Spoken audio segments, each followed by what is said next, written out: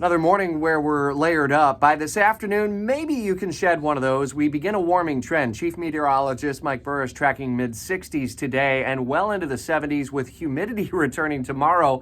It's late fall in Northeast Florida where one day we can be in layers and the next we could be in shorts and t-shirts and flip-flops. And indeed, we probably will be for times over the weekend, though it is looking a little wet at times as well. Listen for the full 5-day first alert forecast, an early preview of kickoff for Monday Night Football. First time in 12 years the Jags have hosted Monday Night Football against the Bengals. And a close to the Atlantic hurricane season. Thankfully, just one storm that made impact on the United States. That was Idalia, remember, in the Big Bend of Florida. It threatened us for some time as well. Mike has a deep dive in his Talking the Tropics blog at WOKV.com on the El Nino conditions and looking ahead to what may ultimately be a pretty active season again next year for the 2024 Atlantic hurricane season. Number of storylines developing this morning. That peace deal, at least short-term ceasefire that's in place between Israel and Hamas continues to see hostages released, extended now until Friday. Another American released. We're updating developing details there. There has been a breaking situation in Israel, reports of a gunfire and multiple people who have been shot.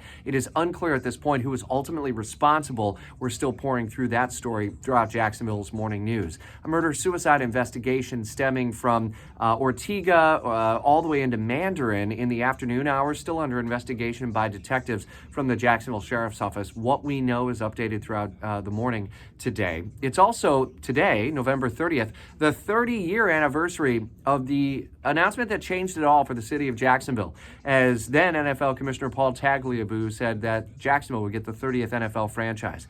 What a ride it has been, and what a way to flip the script in recent years with Doug Peterson and Trevor Lawrence, a generational quarterback, and the winning that has happened over the last year plus.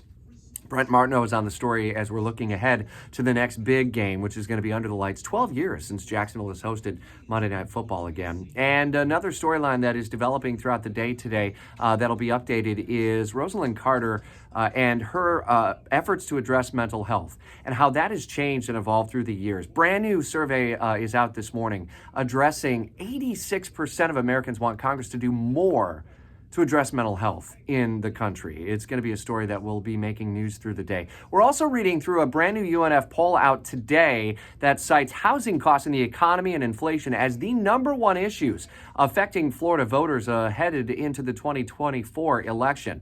Where abortion and immigration rank and political favorability. We're unpacking more on that story at WOKV.com this morning.